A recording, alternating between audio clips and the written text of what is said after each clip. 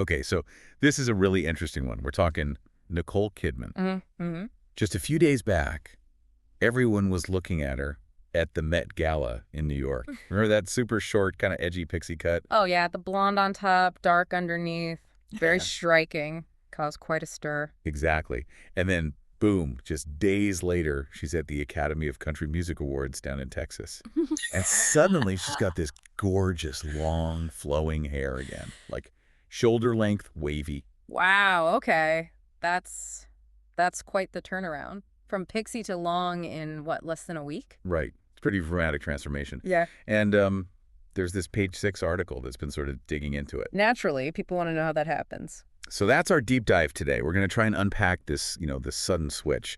What's going on there? What does it tell us? Yeah, because it's more than just hair, isn't it? It's about image, events, maybe even performance. Totally. Okay, so let's picture the ACMs first. Yeah. She's there with Keith Urban, obviously. Right. And her look is very chic, Yeah.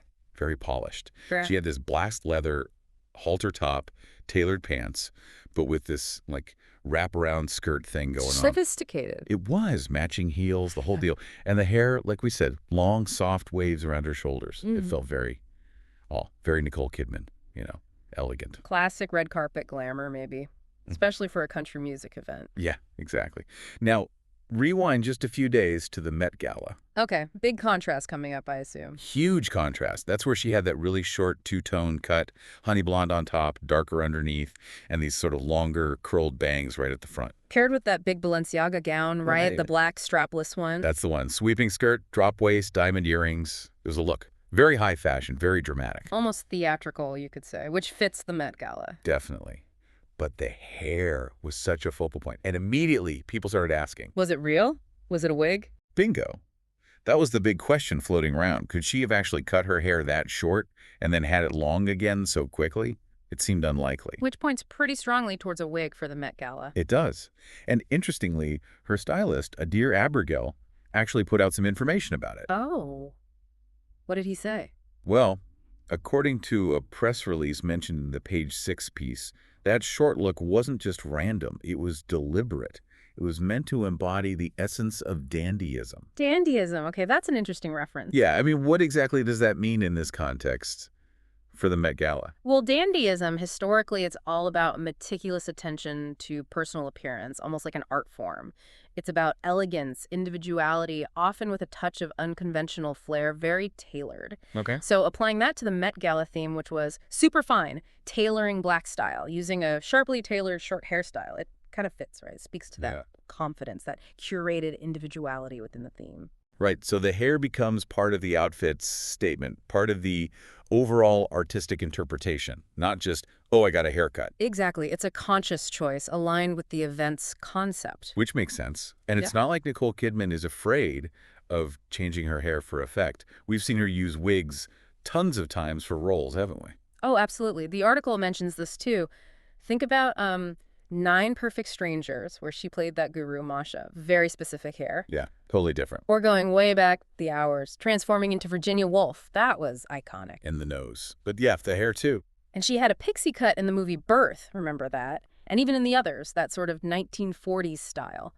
So she uses wigs all the time. It's part of her toolkit as an actress, a way to fully become the character. So it's easy to see her applying that same logic maybe to a big fashion event like the Met Gala, using hair as part of the costume almost. It seems plausible. It becomes another element of the performance in a way. Yeah, blurring that line between personal style and like event-specific presentation. And there's another interesting layer here, which the article touches on Nicole's own relationship with her natural hair. Oh, right. She's talked about that before, about her curls. Yeah, exactly. She apparently said once, Refinery29 reported something like, I had that hair. I shouldn't have abused my hair. I loved that hair. What was I thinking? Oh. And she added, I'm working on getting that hair again.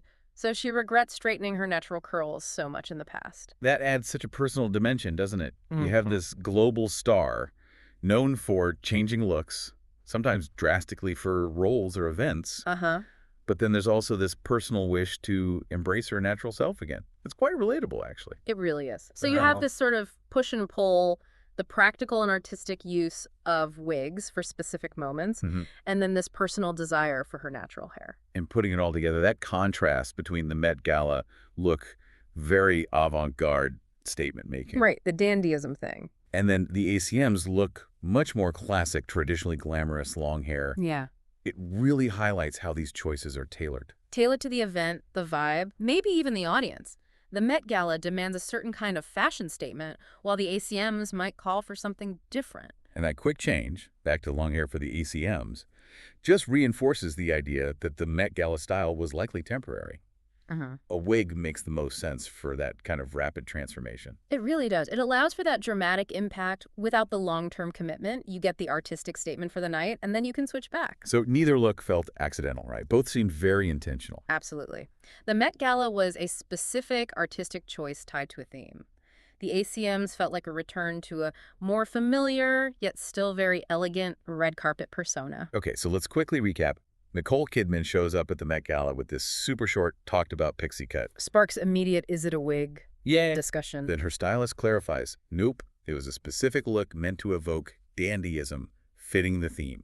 Days later, she's at the ACMs with her signature long hair back in place. A rapid switch, but maybe not that surprising, given her history of using wigs extensively for film roles. And considering her own comments about wanting to nurture her natural curly hair. Right. So for you listening, it kind of brings up this whole idea of how celebrity image is constructed, doesn't it? Yeah, definitely.